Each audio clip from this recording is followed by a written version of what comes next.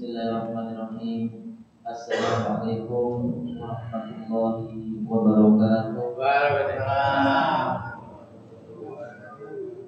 Alhamdulillah hamdan katsiran thayyiban mubarakan fihi kama yuhibbu rabbuna wa yarda. Wassalatu wassalamu ala nabiyyina Muhammad wa ala alihi wa ashabihi wa man wala amma ba'd. Jamaah Masjid Baitul Salam yang semoga Allah Subhanahu wa taala memuliakan, kembali kita bersyukur kepada Allah di kesempatan yang mubarak ini. Allah masih berikan kita nikmat yang sangat hingga nikmat yang sampai detik ini kita rasakan, nikmat iman, nikmat Islam, nikmat hidayah, nikmat dimudahkannya untuk menjalankan ibadah salat maghrib secara berjamaah, dan kita iringi dengan belajar bersama thalabul ilmi yang mungkin nikmat ini tidak didapatkan oleh banyak orang. Maka patut bersyukur kita kepada Allah Subhanahu wa taala akan nikmat-nikmat tersebut. Jamaah rahmani wa rahimakumullah, bulan Ramadan akan segera mendatangi kita. Sebagaimana yang kita sampaikan di malam yang lalu, bahwasanya kita butuh persiapan untuk menggapai Ramadan yang maksimal, dan di antara persiapan kita adalah persiapan ilmu. Kita lanjutkan pembahasan kitab ini di halaman yang kelima, Baina Yadais Shaumi, penjelasan tentang puasa. Karena ibadah yang utama, yang agung di bulan Ramadan adalah ibadah puasa. Maka banyak para ulama membahas fikih Ramadan dimulai dengan fikih puasa. Apa itu puasa? Ta'rifuhu wa syurutuhu wa aqsamuhu wa hikamuhu. Definisinya, syarat-syaratnya, pembagian-pembagiannya, dan hikmah-hikmahnya. Beliau menulis memberikan beberapa poin di sini. Ada 7 poin yang beliau sampaikan. Yang pertama adalah ta'rifus shaumi, definisi puasa. Definisi puasa. Apa itu definisi puasa? As-shaumu lughatan.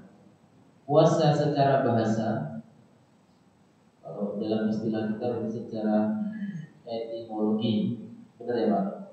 Kalau secara bahasa itu secara etimologi adalah al-imsak, artinya adalah al-imsak, yaitu menahan. Wa syar'an, dan secara syariat atau secara terminologi adalah at-ta'abbudu lillahi ta'ala bil imsaki adil mufattirati min tulu'il fajri ila ghurubi syamsi. Secara istilah atau secara syariat adalah at-ta'abbud, beribadah kepada Allah Subhanahu wa taala bil imsaki, dengan ibadah menahan diri. Dari apa? Anil mufattirati, dari pembatal-pembatal puasa. Min tulu'il fajri, dari terbitnya fajar sampai ghurubi syamsi, terbenamnya matahari. Ini definisi puasa secara terminologi atau secara istilah atau secara syar'i. Jadi puasa menahan diri. Puasa adalah menahan diri dari pembatal-pembatal puasa yang nanti akan kita sampaikan di dalam penjelasan ini. Di antaranya makan dan minum, berjima, dan seterusnya. Dari terbitnya fajar, bukan terbitnya matahari, terbitnya fajar atau waktu subuh, bukan waktu imsak. Jadi kalau waktu imsak boleh tidak Pak? Kita masih makan sahur? Boleh. Oh alam. Mengapa kok ada waktu imsak? Mungkin untuk kehati-hatian. Biasanya imsak itu berapa menit sebelum subuh Pak? 10 menit sebelum waktu subuh. Untuk memberikan peringatan, 10 menit lagi sholat subuh. Yang belum sahur maka disegerakan. Bukan berarti al-imsak langsung diletakkan semua. Minum gak jadi minum, bukan seperti itu. Tapi masih diperbolehkan makan sahur atau minum sampai nanti waktu azan subuh atau fajar. Fajar sodik namanya. Kalau azan subuh itu fajar sodik. Karena fajar itu ada dua, fajar kadhib dan fajar sodik. Fajar kadhib itu sinar yang menjulang ke atas berwarna merah.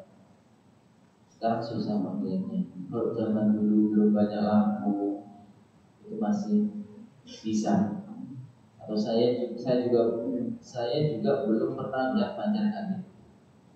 Tapi saya pernah disampaikan seorang itu yang pernah dia ke Bromo di waktu pagi, dia bisa melihat sinar merah yang menjulang secara vertikal. Nah, itu namanya fajar kadhib. Kalau dulu mungkin mudah terlihat karena sedikit misalnya. Kalau sekarang lampu di mana-mana, jadi menghalangi dari penglihatan. Kalau fajar sodik, yaitu waktu subuh, sinar yang mendatar berwarna putih. Semakin lama semakin terang. Kalau fajar kadhib tadi hanya sesaat saja, semakin lama dia menghilang. Tapi kalau fajar sodik semakin lama dia akan semakin terang dan sinarnya mendatar atau horizontal di ufuk. Jadi menahan pembatal puasa dari apa tadi Pak? Terbitnya fajar sampai terbenamnya matahari. Jadi tidak harus mendengar adzan. Kalau yakin terbenamnya matahari, maka boleh berbuka. Misal lagi di pantai, Pak, melihat matahari terbenam, ternyata sudah terbenam, di ufuk tidak nampak. Boleh tidak berbuka, Pak?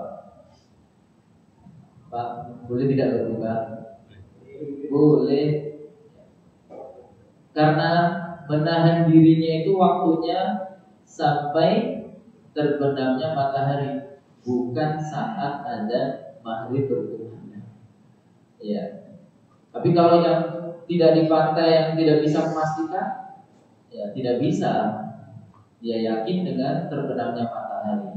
Dia menunggu waktu ada maghrib. Walaupun sebenarnya antara terbenamnya matahari dan azan maghrib itu dikasih jeda selisih. Waktu ikhtiar namanya, kehati-hatian. Kalau dulu saya pernah melihat terbenamnya matahari dengan waktu azan itu terpaut 5 sampai 10 menit. Jadi saya pernah memantau terbenamnya matahari. Jadi bukan terbitnya, terbenamnya matahari. Begitu terbenam matahari sudah tidak ada bulatannya, kemudian saya lihat waktu sholat adzan maghrib itu sekitar 5 sampai 10 menit. Tapi kalau kita tidak yakin dengan terbenamnya matahari, maka kita tunggu adzan maghrib. Ya. Tapi secara asal menahan diri dari pembatal itu sampai terbenamnya matahari. Fawaqtu shaumi yabda'u min tulu'il fajri as-sadiqi wa yantahi bi ghurubi syamsi. Maka waktu puasa dimulai dari terbitnya fajar shadiq yang tadi sudah saya sampaikan, yaitu waktu subuh, dan berakhir dengan terbenamnya matahari. Apa dalilnya? Firman Allah Subhanahu wa taala di dalam surat Al-Baqarah ayat 187, wa kulu washrabu hatta yatabayyana lakumul khaytul abyadu minal khaytil aswadi minal fajr. Makanlah dan minumlah sampai senantiasa menjadi jelas bagi kalian benang putih dari benang hitam yaitu fajar. Jadi fajar shadiq. Jadi sudah jelas antara waktu malam dan waktu pagi dengan adanya fajar shadiq. Tsumma atimmus shiyam ilal lail. Kemudian sempurnakanlah puasa sampai waktu malam, jadi sampai terbenamnya matahari. Wa qala sallallahu alaihi wasallam, dan dalil dari hadis Nabi sallallahu alaihi wasallam, idza aqdalal lail, apabila malam telah datang, min hauna, dari sini. Kalau malam itu datangnya dari mana, Pak? Dari arah mana? Timur atau barat? Kalau malam datangnya dari mana? Yang gelap duluan yang mana, Pak? Timur. Ya, yang gelap duluan kan yang timur. Yang barat masih ada merah-merah ya, karena masih ada pantulan mata sinar matahari. Kata Nabi SAW, apabila malam telah datang dari sini atau dari sana, beliau menuju arah timur.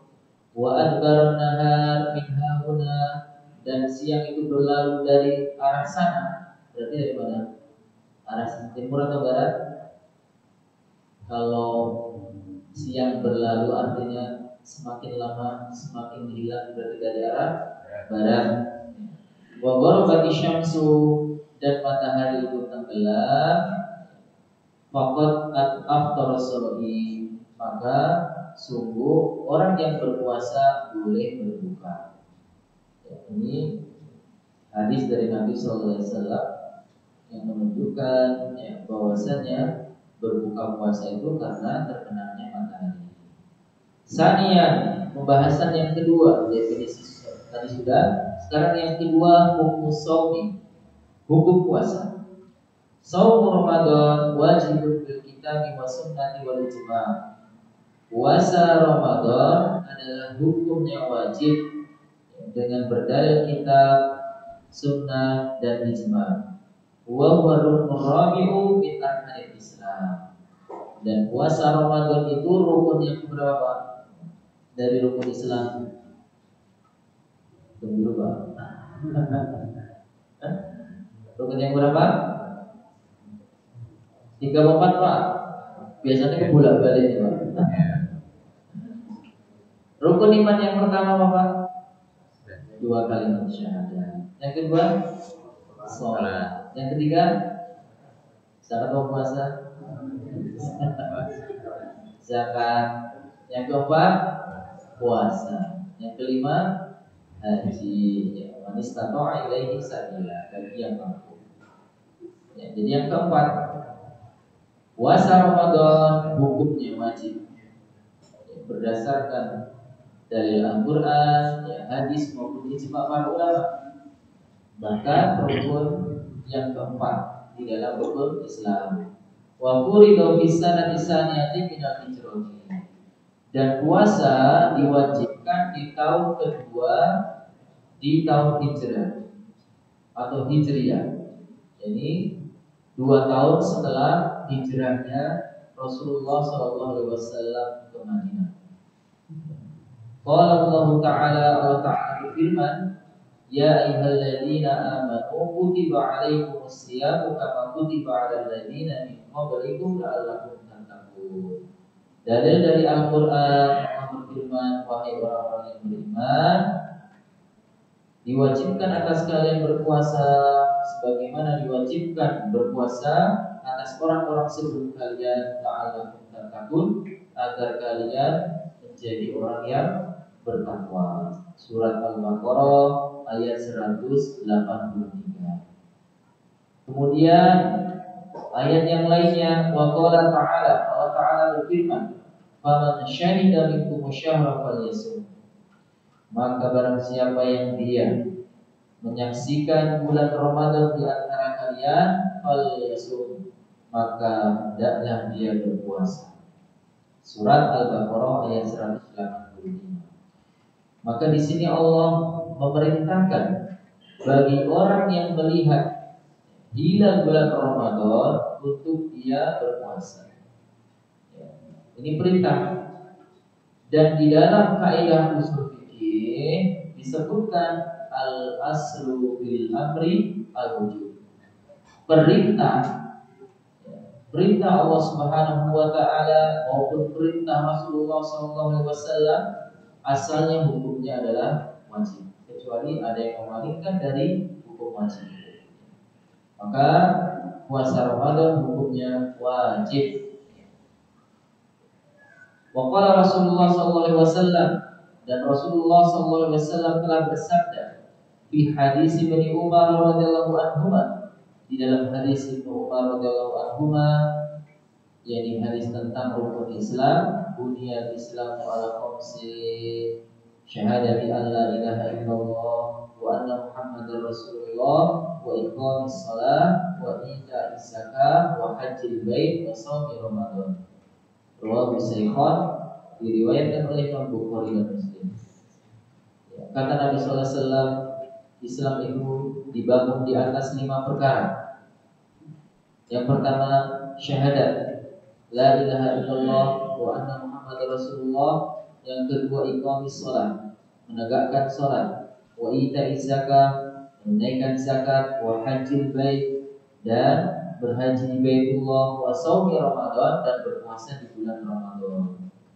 Walaupun puasa Ramadan ini jatuh di yang kelima, ternyata ada hadis yang lainnya yang menjelaskan bahwasanya puasa itu yang keempat, sebagaimana hadis yang sebelum hadis ini di dalam kitab Arba'in Nawawi. Hadis yang kedua yaitu hadis Jibril yang panjang yang diriwayatkan oleh Imam Muslim. Ketika Jibril bertanya kepada Nabi, ya, ada dari berkabarkanlah kepadaku tentang Islam. Fa'akhbirni anil Islam, kabarkanlah kepadaku tentang Islam. Kata Nabi SAW, anta syahada an la ilaha illallah wa anna Muhammadar Rasulullah wa iqamis shalah wa ita'iz zakah wa shaumi Ramadan. Keempat, wa hajjil bait man istata'a ilaihi sabila. Ya. Jadi sudah kuat bahwasanya hukum puasa Ramadan adalah wajib ain. Ya, wajib setiap individu.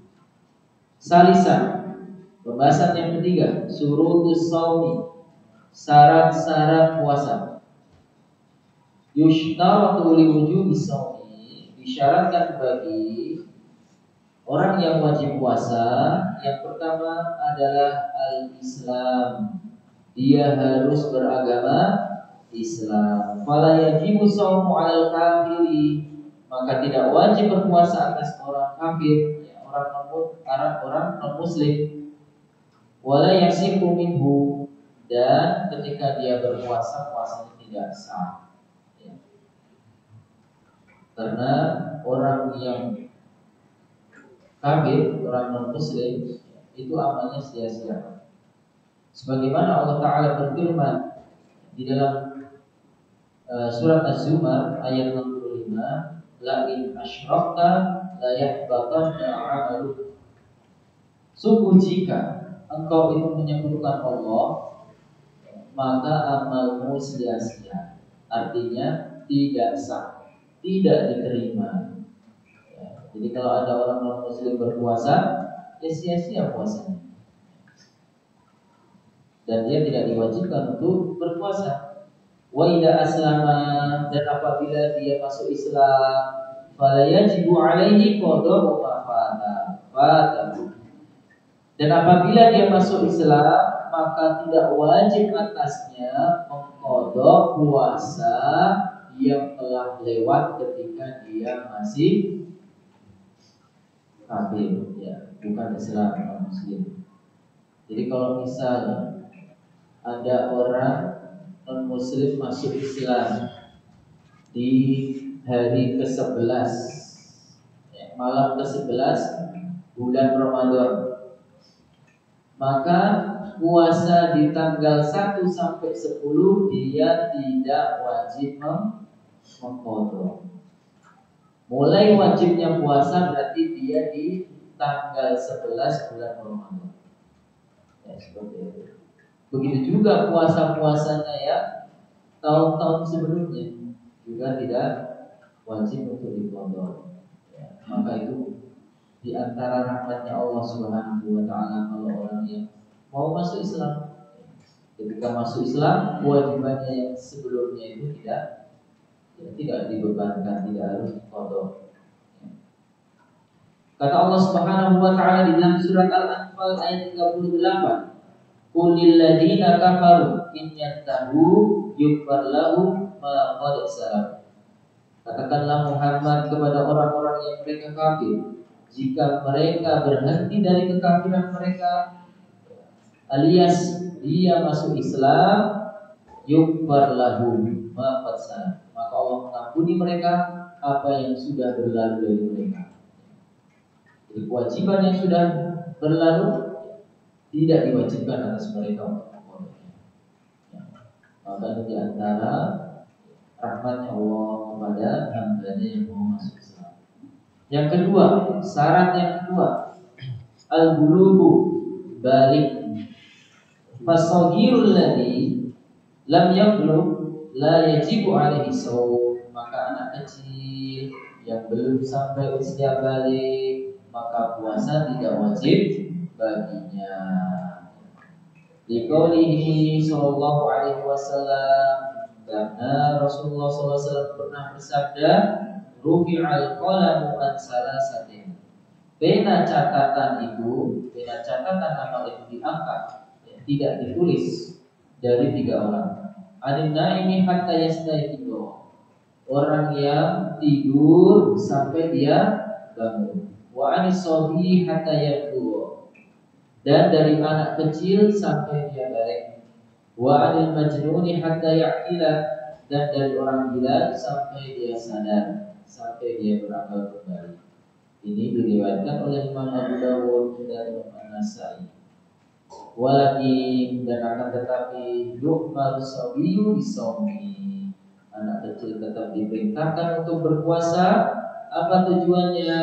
Liya'tadu, atau liya'tadu, agar membiasakan dirinya untuk berpuasa. Jadi syarat yang kedua adalah balik. Kalau tanda balik, baik laki-laki dan perempuan itu, yang pertama adalah ihtilam. Apa ihtilam, Pak? Mimpi basah. Ya. Tidak usah diperjelas ya Pak ya. Soalnya apa? Mimpi basah.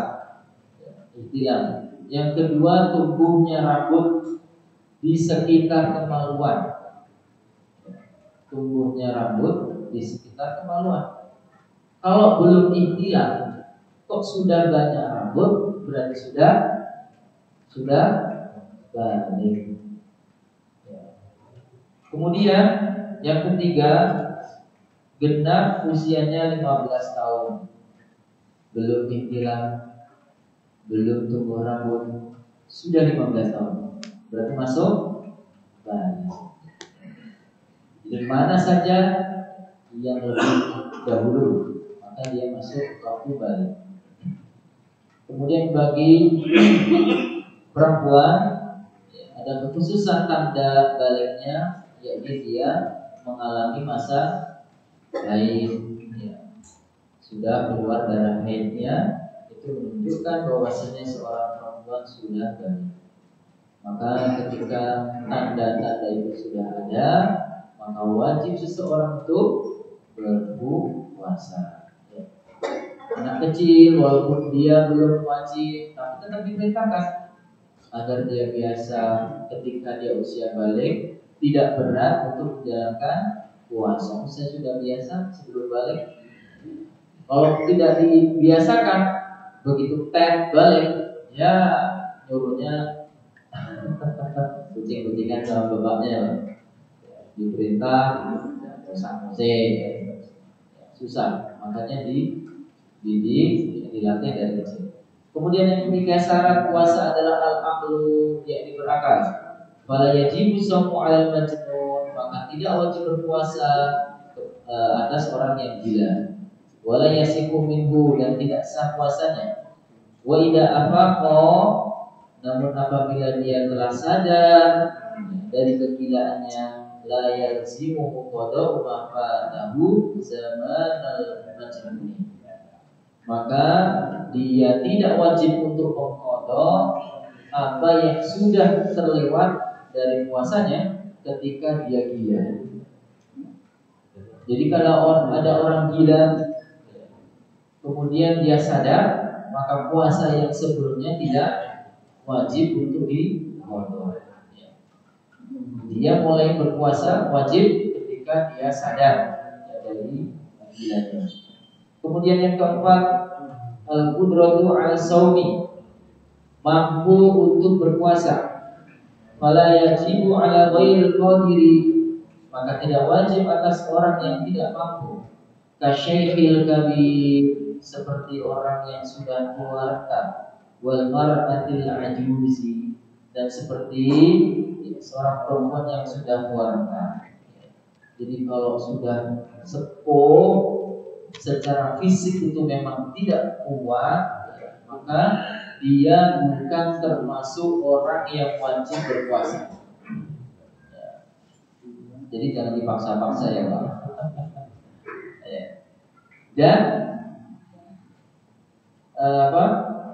ketika seseorang memang secara fisik itu sudah tidak mampu dari fisiknya, nanti akan disebutkan ketika memang dia sudah tidak mampu sama sekali, maka itu pun tidak wajib untuk membayar fidyah.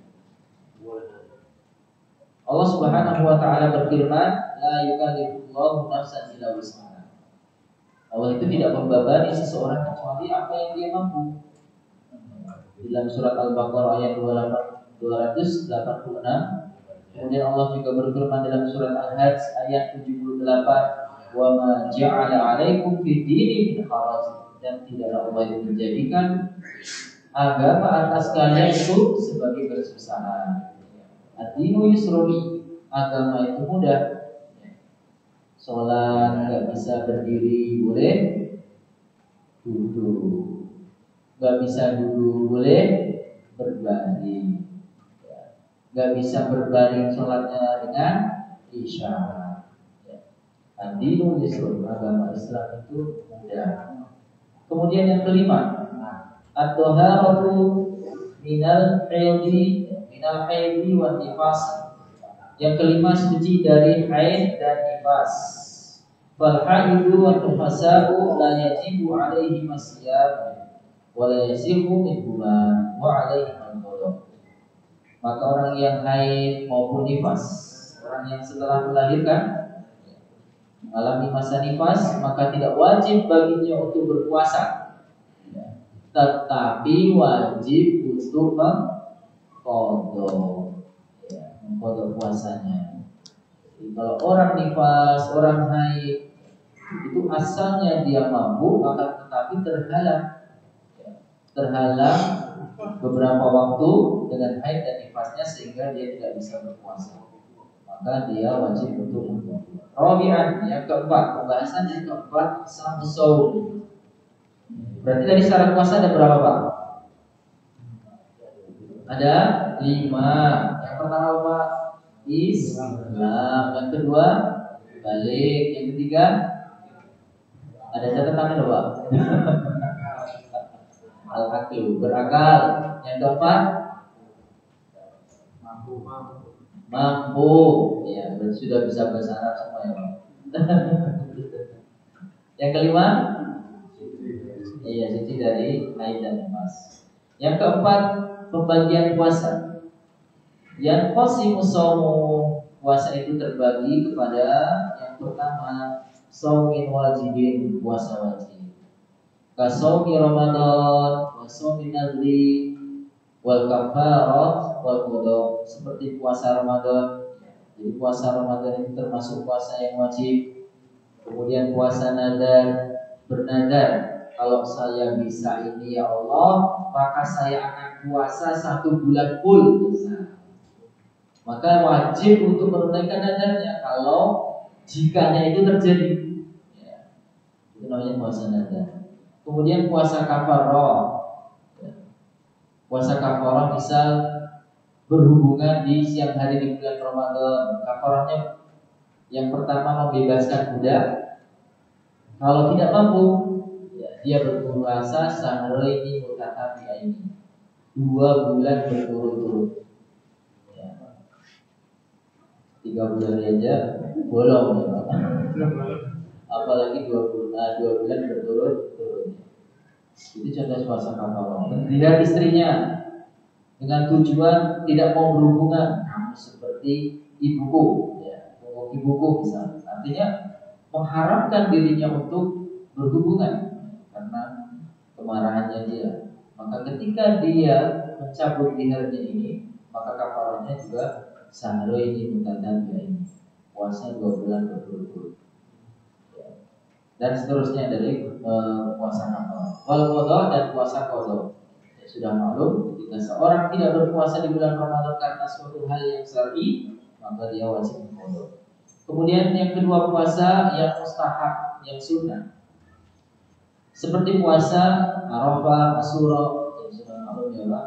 Seperti puasa Senin Kamis, puasa Daud dan semisalnya. Yang ketiga, wasaumin manhiyin anhu syar'an. Yang ketiga, puasa yang haram, yang terlarang untuk dilakukan. Kasaumi yaumil idaini, seperti puasa 2 hari raya. Ini hari raya Idul Fitri dan Idul Adha. Begitu juga puasa di hari-hari tasyrik. Ya. Jadi dilarang berpuasa. Ya, ini pembagian puasa. Dan puasa Ramadan masuk di dalam puasa yang wajib. Yang kelima, ya, tasbih awal Ramadan. Bagaimana menentukan awal Ramadan, awal puasa? Yasbutu dukhulu Ramadan, senantiasa tetap masuknya bulan Ramadan biru'yati adlin, dengan melihatnya hilal bagi orang yang adil, au bitamami Sya'ban, atau dengan menyempurnakan bulan Sya'ban salasina yauman, 30 hari. Jadi menentukan awal Ramadan, menentukan awal puasa itu dengan ru'yatul hilal, bukan dengan hisab, dengan perhitungan. Di zaman Nabi Sallallahu Alaihi Wasallam sudah ada ilmu hisab itu, tapi Nabi Sallallahu Alaihi Wasallam mengatakan sumu li ru'yatihi wa afdiru li ru'yatihi, berpuasalah kalian ketika melihat hilal dan berbukalah kalian atau Idul Fitrilah kalian ketika melihat hilal. Fa in huma 'alaikum fa'qulu 'iddata Sya'ban salasin. Ketika tanggal 29 Sya'ban kok langit itu tertutup dengan awan sehingga tidak terlihat, tidak nampak hilal, fa'akmilu iddah, maka sempurnakanlah bilangan Sya'ban menjadi 30 hari. Jadi sudah ada pedomannya dari Rasulullah SAW. Maksudnya dengan melihat hilal atau menetapkan bulan Sya'ban 30 hari. Ya, mudah. Ya. Sebagaimana yang dipakai oleh pemerintah adalah ru'yatul hilal. Maka hari Ahad besok tanggal 29 Sya'ban pemerintah melakukan ru'yatul hilal. Ya. Kalau seandainya nampak, Senin puasa. Kalau tidak nampak, berarti Sya'bannya sampai 30, puasanya hari Selasa. Ya. Kalau ada yang menentukan dengan hisab, sudah hari Senin itu puasa. Ya. Tapi kemungkinan besar masuk puasa itu di hari Selasa, sholat tarawihnya di hari Senin malam. Karena derajat hilal yang sangat kecil, yang kemungkinan tidak terlihat. Yang keenam, an-niyatu fi shaumi. Bagaimana cara berniat ketika berpuasa Ramadan? La yasifu shaumu fardhi illa bi niyatin minal laili. Tidak sah puasa fardu, puasa wajib, kecuali berniat dari malam hari. Di qaulihi sallallahu alaihi wasallam, karena Rasulullah bersabda, "Malam yusabbi bis-siyama minal laili fala siyamalah." Barang siapa yang tidak menetapkan niat puasa dari malam, maka tidak sah puasanya. Diriwayatkan oleh Imam Abu Dawud dan Imam Tirmidzi juga Imam Nasai. Jadi kalau puasa Ramadan wajib meniatkan diri dari malam, ya. Dan tidak wajib untuk melafalkan. Yang penting ada niat di dalam hati. Sudah persiapan makan sahur dari malam, itu bentuk niat. Ya, sudah menyiapkan masakan nanti sahur ini. Nah, ini sudah, itu bentuk dari niat, ya, untuk berpuasa di esok harinya. Aman naflu, adapun puasa nafilah, puasa sunnah, fayajuzu akun niyati bin nahar, maka boleh meniatkan di siang hari, qabla zawal, sebelum tergelincirnya matahari, sebelum waktu zuhur itu tiba. Di hadis Aisyah radhiyallahu anha qalat, karena hadis dari Aisyah radhiyallahu anha, ibunda kita Aisyah pernah berkata, dakhala alayya Nabi sallallahu alaihi wasallam dzata yaumin. Nabi pernah menemuiku di suatu hari. Faqala, maka Nabi berkata, hal indakum syai', apakah ada makanan? Maka Aisyah mengatakan, la, tidak ada wahai Nabi. Qala, maka Nabi berkata, fa inni idan shaimun, maka sekarang aku berpuasa. Artinya ketika pagi hari dari terbitnya fajar, dari waktu subuh sampai pagi hari misal jam 8 kok belum makan, belum minum, ya, belum berhubungan, kemudian dia berpuasa, maka ini boleh. Kalau puasanya sunnah, ya, kalau sunnah boleh, Pak. Jadi kalau Nabi seperti itu, ya. Jadi betapa seadanya Nabi, ada makanan yang dimakan, nggak ada yang puasa. Karena waktu sudah ada, ya, sudah waktu ada di saya. Soal kita cukupkan sampai di sini, ya, sampai di dalam bagaimana kita berniat berpuasa Ramadan. Berniat puasa Ramadan harus dari malam hari. Adapun berniat dari awal Ramadan untuk 30 Ramadan, itu ada perbedaan pendapat di kalangan ulama. Ada yang membolehkan dan ada yang tidak membolehkan. Tapi intinya ketika kita sudah meniatkan untuk bangun ketika waktu sahur, menyiapkan waktu sahur, makanan waktu sahur itu bentuk dari niat kita. Jadi tidak perlu dilafazkan dengan nawaitu dan sebagainya. Insya Allah kita cukupkan sampai di sini. Semoga menjadi ilmu yang bermanfaat, ya. Dan sedikit ini semoga ditandani kita di bulan Ramadan. Maaf segala yang tidak berkenan. Kita tutup dengan doa kafaratul majelis. Subhanallah. Dikai tanda. Assalamualaikum. Ini aja komen ini. Oh ini biasa.